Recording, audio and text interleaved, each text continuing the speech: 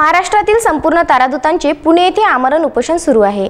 यामध्ये संपूर्ण महाराष्ट्रातून 480 तारादूत सहभागी असून अमरावती जिल्ह्यातील 155 तारादूत सहभागी आहे। थकीत मानधन अदा करणे तसेच प्रकल्पाची व्याप्ती वाढवून प्रकल्पाला गती देण्यात यावी अशी मागणी तारादूतांनी केली आहे। महाराष्ट्रातील संपूर्ण तारादूतांचे पुणे येथे बेमुदत आमरण उपोषण सुरू आहे। यामध्ये संपूर्ण महाराष्ट्रातून 480 तारादूत असून अमरावती जिल्ह्यातील सर्वात जास्त म्हणजे 155 तारादूत सहभागी आहे।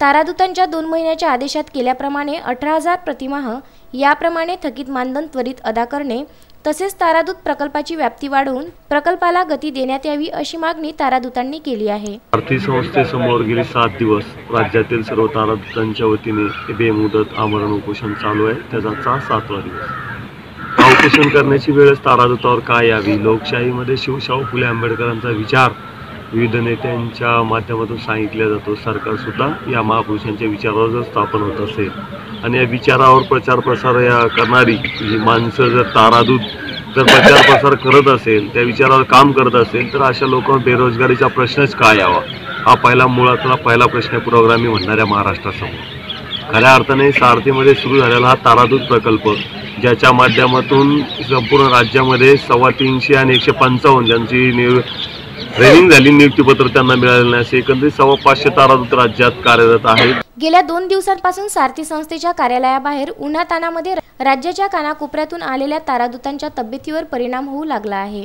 बुलढाणा येथून आलेल्या श्रद्धा सुभाष मस्के या तरुणीला उलट्या झाल्या व त्यांना चक्कर आल्यामुळे त्यांना तातडीने रुग्णालयात दाखल करण्यात आले।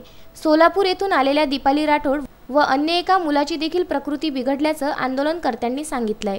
दरम्यान तारादूत प्रकल्पाला शासनाची मान्यता नसल्यानं या नियुक्त्या अधिकृत धरणे कठीण आहे। याबाबत निर्णय घेण्यासाठी लवकरच हायपावर समितीची मीटिंग घेणार आहे। आणि आरक्षण असो अशा वेगवेगळ्या प्रश्नासाठी तो समाज खऱ्या अर्थाने रस्त्यावर उतरला होता आणि त्या समाजाच्या आक्रोशाच्या माध्यमातून ही सारथी संस्था उदयाला आली आणि या संस्थेच्या माध्यमातून शाश्वत सामाजिक, शैक्षणिक आणि आर्थिक समाजाचा, मराठा समाजाचा खऱ्या अर्थाने विकास झाला पाहिजे, त्यांना मुख्य प्रवाहात आणण्याची संधी निर्माण झाली पाहिजे। यासाठी तत्कालीन सरकारने हा प्रकल्प चालू केला।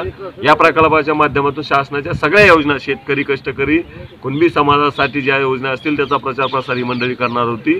तसेच सारथीच्या MPSC, UPSC, शेट, नेट, PhD, कौशल्य विकास सारख्या ज्या विविध योजना आहेत त्याचा सुद्धा प्रचार प्रसार ही मंडळी तारादूत माध्यमातून महाराष्ट्रामध्ये करत आहेत आणि करणार आहेत। या सगळ्या मंडळीने खऱ्या अर्थाने जॉब सोडून या सारथी प्रकल्पामध्ये तारादूत म्हणून जॉईनिंग केलं। ही सगळी हाडामासाची समाज कार्यकर्ते आहेत, सर्व कष्टकऱ्यांची बिलो पॉवर्टी लाईन मधली सर्व तारादूत आहेत आणि यांना खऱ्या अर्थाने समाजामध्ये खऱ्या अर्थाने काहीतरी परिवर्तन झालं पाहिजे।